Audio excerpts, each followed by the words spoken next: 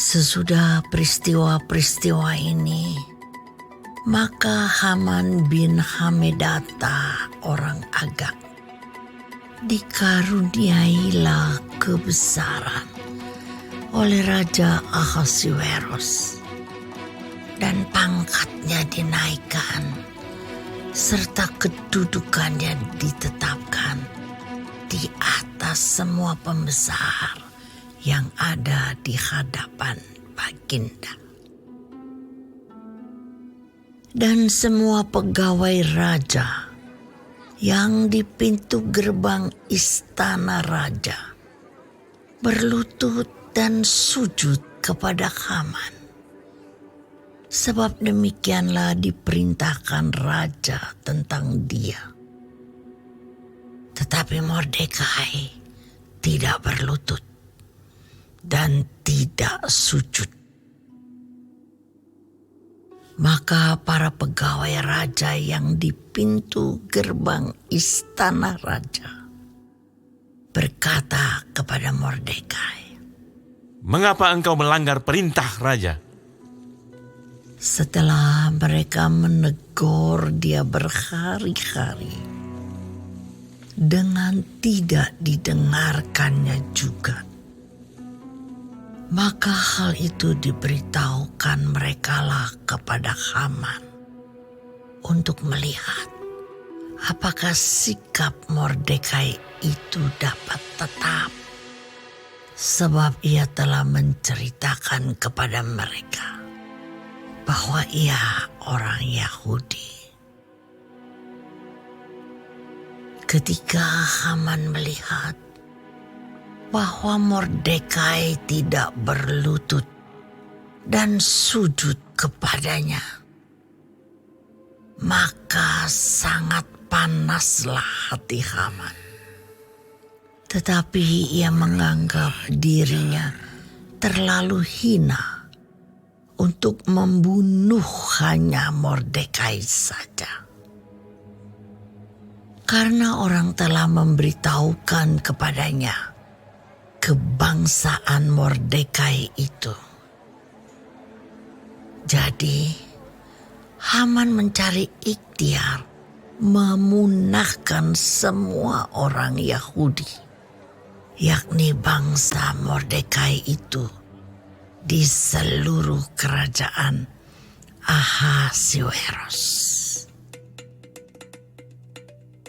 Dalam bulan pertama, yakni bulan Nisan, dalam tahun yang ke-12 zaman Raja Ahasuerus, orang membuang pur, yakni undi, di depan Haman hari demi hari dan bulan demi bulan, sampai jatuh pada bulan yang ke-12, yakni bulan Adar. Maka sembah Haman kepada Raja Ahasuerus, "Ada suatu bangsa yang hidup tercerai-berai dan terasing di antara bangsa-bangsa di dalam seluruh kerajaan Tuanku. Dan hukum mereka berlainan dengan hukum segala bangsa.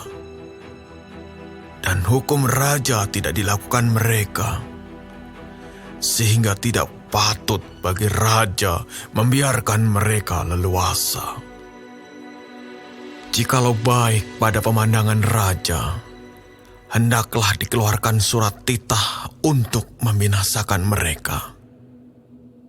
Maka hamba akan menimbang perak 10.000 talenta dan menyerahkannya kepada tangan para pejabat yang bersangkutan, supaya mereka memasukkannya ke dalam perbendaharaan raja."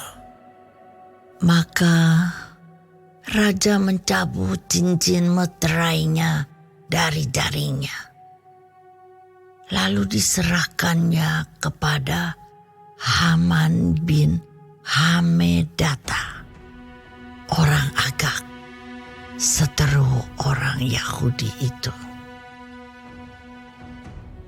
Kemudian titah raja kepada Haman. Perak itu terserah kepadamu. Juga bangsa itu untuk kau perlakukan seperti yang kau pandang baik. Maka dalam bulan yang pertama, pada hari yang ke-13, dipanggillah para panitera raja. Lalu sesuai dengan segala yang diperintahkan Haman, ditulislah surat kepada wakil-wakil raja, kepada setiap bupati yang menguasai daerah, dan kepada setiap pembesar bangsa, yakni kepada tiap-tiap daerah menurut tulisannya, dan kepada tiap-tiap bangsa menurut bahasanya. Surat itu ditulis atas nama Raja Ahasuerus dan dimeterai dengan cincin meterai raja.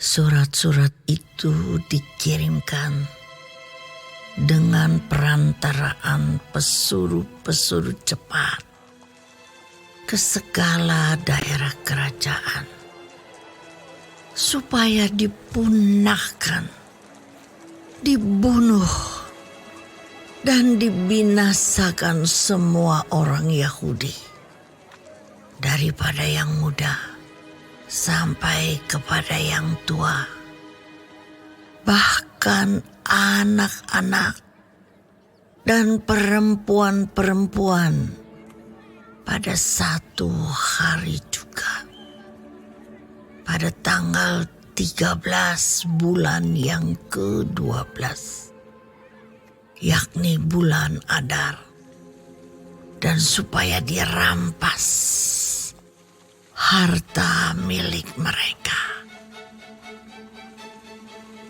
Salinan surat itu harus diundangkan di dalam tiap-tiap daerah, lalu diumumkan kepada segala bangsa, supaya mereka bersiap-siap untuk hari itu. Maka dengan tergesa-gesa berangkatlah pesuruh-pesuruh cepat itu atas titah raja, dan undang-undang itu dikeluarkan di dalam benteng Susan. Sementara itu, raja serta Haman duduk minum-minum, tetapi kota Susan menjadi gempar.